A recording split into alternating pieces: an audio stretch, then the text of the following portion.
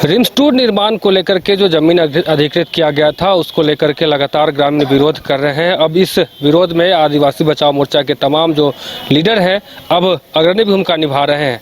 अब हमारे साथ बात करने के लिए पूर्व मंत्री मौजूद हैं, हम बात करते हैं। सर, लगातार जो है आंदोलन चालू है, पहले बाबूलाल मरांडी भी आए थे। अब इस जमीन में के जो विवाद है इसमें अब बंधु तिर्की भी कूद गए हैं।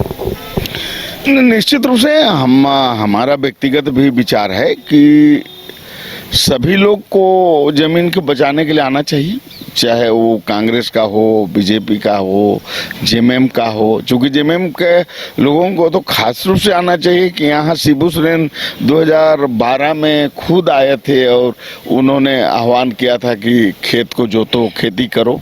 तो आज तो उन्हीं का सुपुत्र जो है आज सरकार में है, तो निश्चित रूप से उनको अपना बाबूजी का भी सम्मान करते हुए ये रिम्स 2 को जो है यहाँ से जो है आपको हटाना चाहिए। चूँकि यहाँ हमको जो जानकारी है करीब 300 लोग जो है भूमिहीन हो जाएंगे, चूँकि टोटल जमीन जो नगरी का है वो किसान का इधर ही जमीन पड़ता है। तो ये तो बहुत भयावह स्थिति हो जाएगा कि आदिवासी जो है भूमिहीन हो जाए, उनका कोई जाति प्रमाण पत्र या तमाम चीज कुछ भी नहीं बचेगा। तो इसलिए हम लोग एकदम सरकार से हम लोग स्पष्ट मांग कर रहे हैं कि भाई आप रिम्स 2 को जो बंजर भूमि है या जो लैंड बैंक में बहुत सारे जमीन सरकार के पास है, गरमजरुआ एचईसी में भी बहुत सारे जमीन है, वहाँ चले जाए। और भी बहुत सारे जमीन है जिसमें रिम्स 2 बना है, हम लोग को कोई दिक्कत नहीं। लेकिन हम खास सरकार से, इरफान अंसारी से हम एक चीज ये कहना चाहेंगे कि भाई आप पहले प्रखंड स्तर का जो स्वास्थ्य केंद्र है, सदर हॉस्पिटल है जिला स्तर पर, उसको पहले ठीक करिए। चूंकि वो खुद बीमार है, आपको सदर हॉस्पिटल और प्रखंड स्वास्थ्य केंद्र खुद बीमार है, पहले उसको ठीक करिए और रिम्स को भी ठीक करिए और रिम्स 2 भी बनाइए। हम उसका विरोध नहीं करेंगे, क्योंकि विश्व स्तरीय मानक के अनुसार स्वास्थ्य सेवा होना चाहिए। लेकिन बहुत सारी जमीन है जो वहाँ बनाया जा सकता है। यानी कि आपका कहना है कि जो उपजाऊ जमीन नहीं है उस पर रिम्स 2 का निर्माण करें। हाँ, निश्चित रूप से बहुत रांची जिला में ही बहुत सारे बंजर भूमि है, और चाहे सरकार जैसे आपको एचईसी में देखिए 8000 एकड़ करीब अधिग्रहण किया था, वहाँ भी बहुत सारे जमीन है, तो आप वहाँ भी बना सकते हैं। हमको लगता है खेलगांव में भी जमीन है, वहाँ भी आप बना सकते हैं। इधर बहुत सारे जो है गरमजरुआ जमीन जो है जंगल माने पथरीली और बंजर भूमि पड़ा हुआ, वहाँ करिए, कहाँ दिक्कत है। जैसे हम तो बार बार ही बात कर रहे हैं कि आप हैदराबाद अगर जाइएगा तो हैदराबाद मेन टाउन से 40 किलोमीटर दूर जो है बनाया गया है एयरपोर्ट।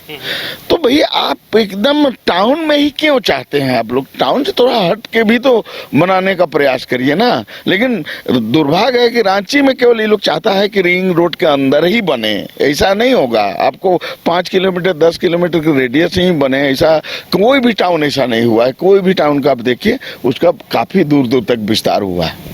तो कहते कि रिम्स 2 को में जो बनेगा तो यहाँ के जो लोकल है उनको नौकरी देने की बात कर रहे हैं सर। अरे भाई देखिए, ऐसा है पूरे देश में जो विस्थापित हुए हैं उनको पुनर्वास का जो स्थिति है पूरे देश में, चाहे वो किसी राज्य सरकार हो या केंद्र सरकार हो, कहीं भी कोई मॉडल नहीं है। सारे लोग जो विस्थापित हुए हैं वो दर दर की ठोकरें खाए हैं, उनको कोई नौकरी तोकरी कुछ भी कहीं भी नहीं मिला है। तो ये बकवास की बात है, ये जो है वो एक लॉलीपॉप लोगों को, एक बच्चे को जो ठगने वाली बात है। कहीं भी आप पूरे देश स्तर का आप पुनर्वास नीति मंगा लीजिए, देख लीजिए, कहीं भी इंडिया में नहीं है ना भारत सरकार का कोई पुनर्वास नीति सही है। पिछले दिनों बाबूलाल मरांडी भी यहाँ पहुंचे थे, उन्होंने भी साफ तौर से कहा है कि अगर इरफान अंसारी को जमीन चाहिए अगर रिम्स 2 बनाने के लिए तो पिठौरिया में हम जमीन देंगे। वो सही बात बोल रहे हैं कि भाई वो देखे, वो खुद भी अगर आप देखेंगे कि यहाँ पथरीली जमीन में जो है वो नई राजधानी बनाने की उन्होंने बात शिलान्यास भी कराया था लाल कृष्ण आडवाणी से। उन्होंने शुरू से उसका विजन है, ऐसा नहीं है कि वो चाहते थे कि उपजाऊ भूमि नहीं, हम लोग पथरीली जमीन में जो है जितना है यहाँ पर शिलान्यास किए थे आपको सुकरूटू में। तो वो निश्चित रूप से कर रहे हैं, हम भी कह रहे हैं कि अगल बगल बहुत सारी जमीन है, 200 एकड़ कहीं भी घर में जो जमीन मिल जाएगा, कहाँ दिक्कत है इसको छोड़ के। इसलिए देखिए, निश्चित है कि बाबूलाल जी भी आए और हम लोग चाहेंगे कि आने वाला समय में जो लोग भी इस जमीन को बचाना चाहता है, हम लोग तो चाहेंगे जो भी संगठन हो या कोई भी राजनीतिक पार्टी हो, इस माटी को बचाने के लिए लोग आए, हम लोग भी आह्वान करेंगे। क्या लगता है कि आगे की जो रणनीति होगी अब आदिवासी बचाओ मोर्चा का, वो अब क्या होगा? क्योंकि पिछले दिनों तमाम जो लोग हैं वो प्रदर्शन किए थे, राजभवन के समक्ष धरना प्रदर्शन किए थे। देखिए, अब निश्चित रूप से हम लोग इस जमीन पर जो है खेती का समय है, हम लोग खेती करेगा किसान यहाँ का।